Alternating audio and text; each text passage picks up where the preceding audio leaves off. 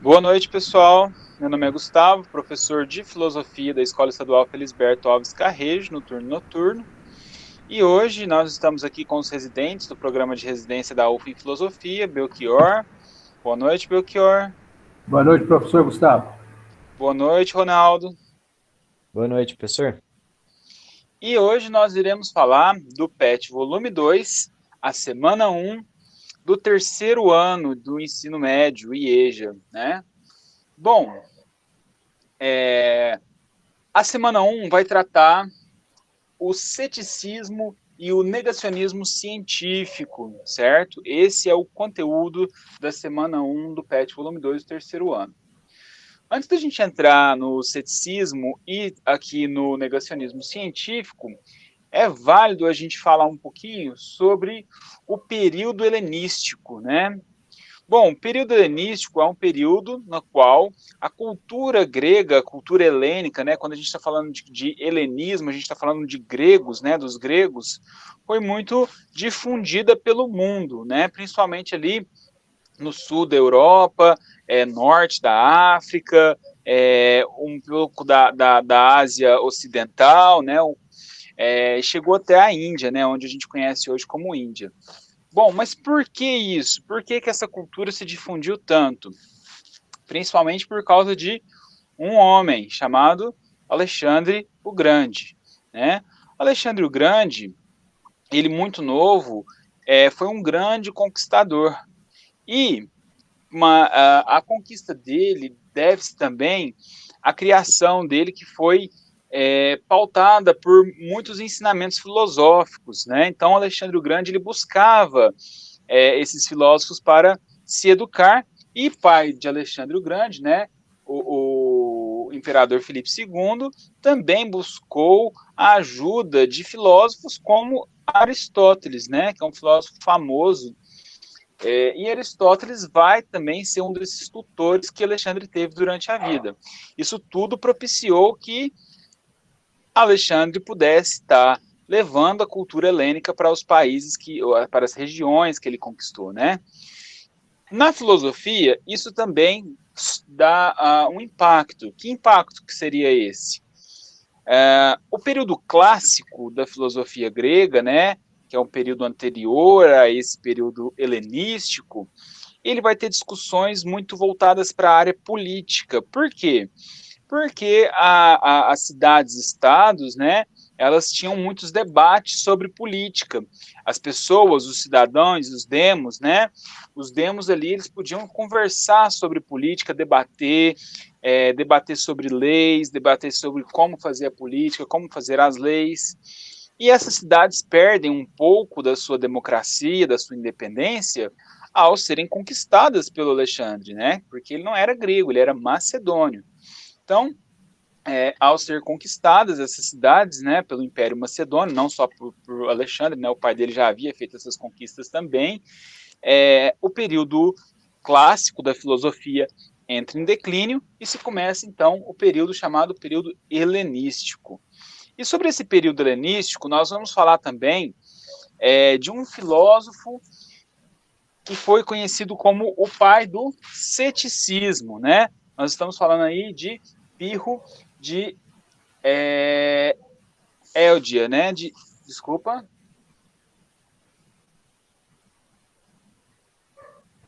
Élida, mestre. Élida. Eu acabei anotando errado aqui. Élida. Pirro de Élida, né? E ele vai criar essa escola aí dos céticos, né? E o que significa isso, gente? Quando alguém fala assim, a pessoa é muito cética, o que isso significa? Isso significa que ela duvida muito das coisas, né? Essa é a atitude do cético. O cético, ele vai duvidar, ele vai suspender o juízo dele, né? Então vamos lá. O Pirro e a filosofia cética dele tem uma implicação muito grande com a ética e o modo de viver e a felicidade. Mas como que a gente vai relacionar isso então? Ética e felicidade. Bom, o modo de viver, então, do cético Pirro era um modo despreocupado, né? Há histórias, né, de ele ver um amigo dele num pântano pedindo ajuda para sair daquela situação de atolamento ali dentro do pântano e ele passar tranquilo, sem menor expressão de preocupação. Uma outra história famosa também de Pirro é sobre uma navegação no mar Mediterrâneo que o barco dele, né, aqueles barcos à vela, estava sendo super agitado pelas ondas, pelos ventos, e todos os marinheiros, todos os tripulantes, super preocupados ali com medo do barco afundar. E Pirro não demonstrava nenhuma preocupação, apenas observava um porco que se alimentava e dizia, né, não, se o porco está tranquilo, por que eu vou me preocupar também, né? Bom, essas histórias ilustram um pouco dessa filosofia cética dele, né? O que era esse ceticismo e como que ela influenciava na ética, no modo de viver de Pirro e como isso influencia na felicidade? Bom, quando a gente vai falar de suspensão de juízo, então, Pirro, ele traz consigo um pouco da filosofia clássica lá de Platão, né? Relembrando, Platão dizia que o mundo ele é dividido em duas realidades, a realidade física e a realidade metafísica. Então, Pirro levou isso tão a sério que ele duvidava das coisas da realidade física. Ele punha as coisas em dúvida. Então, se você não tem como saber se essa realidade é realmente uma realidade verdadeira, se essa realidade é realmente a verdade última das coisas, por que você vai se preocupar, então, né? Esse atitude cética, isso vai ser levado muito adiante na história da filosofia.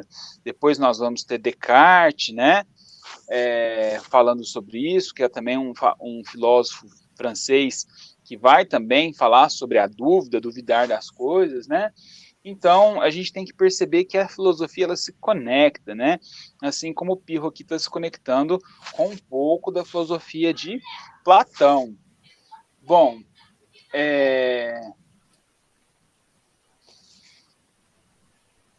como que a gente vai, então, relacionar agora com a felicidade esse tema do ceticismo?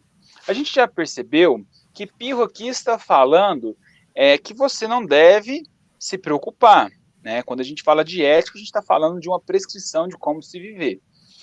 E ele vai dizer que a felicidade é alcançada através disso, da não preocupação. Quando você suspende os seus juízos, quando você não se preocupa, você alcança a felicidade. Então, aquela pessoa que está sempre preocupada em alcançar verdades absolutas, verdades últimas, ela não será feliz. Porque para Pirro você não vai encontrar essa verdade última, essa certeza inabalável, dado que a realidade do mundo é uma realidade imutável. E nem os nossos sentidos e nem a nossa razão consegue alcançar a verdade última das coisas, né? Então, para ele, você não deve se preocupar e, ao adotar essa filosofia cética como um modo de vida, você se torna você se torna uma pessoa tranquila e você se torna uma pessoa feliz, né? Que os gregos, né, chamavam isso de ataraxia, né? Você não se preocupar. O PET traz algumas palavras gregas aqui, né? Vamos estar fazendo a leitura delas, né? Então aqui a pracia, né? A ausência da ação, a afasia, a ausência do discurso, a apatia, a ausência de sensações, a dioforia, né? A indiferença em relação à realidade. Então, essas ausências aqui, a ausência na ação, a ausência no discurso, a ausência na sensação, a indiferença da realidade, é como se a pessoa se blindasse e se tornasse inviolável em torno desses tumultos do mundo para ela chegar na ataraxia, que é a tranquilidade de espírito, né? A pessoa está tranquila, e essa ataraxia, olha aqui, vai chegar na eudaimonia. Eudaimonia é, para o grego, a felicidade, né? Para o Aristóteles, lembrando o Aristóteles aí, ele falava que você alcançava a eudaimonia cumprindo a sua natureza última, ou seja, a pessoa que nasceu para ser um pintor, se ela se esforçar para ser o melhor pintor na vida dela, ela vai ser feliz porque ela vai estar cumprindo a natureza para a qual ela nasceu. Se a pessoa nasceu para ser um médico, ela deve se esforçar para ser o melhor médico possível, ela será feliz na profissão dela porque ela está cumprindo com a sua designação natural. E para o pirro, a eudaimonia, a felicidade, ela é alcançada através da ataraxia, ou seja, da tranquilidade de espírito. A pessoa tranquila, a pessoa que suspende os seus juízos, não busca ser verdades últimas para o mundo, ela vai ser feliz. Bom, explicamos um pouquinho do que é o ceticismo, né? Essa atividade de duvidar, o que são essas palavras gregas que aparecem no PET aqui, um pouquinho da história do Alexandre o Grande, né, que influenciou muito esse período helenístico, né? Vamos para o último parágrafo aqui, a última parte do PET, que ele vai falar de negacionismo científico e fake news. Bom, pessoal, quando a gente fala de duvidar, é importante que isso tenha muito clareza de que ceticismo e negacionismo não são as mesmas coisas. O cético, ele duvida. O cientista, ele duvida. Mas, quando o cientista aplica métodos científicos e chega a conclusões através de métodos e de evidências científicas, de provas científicas,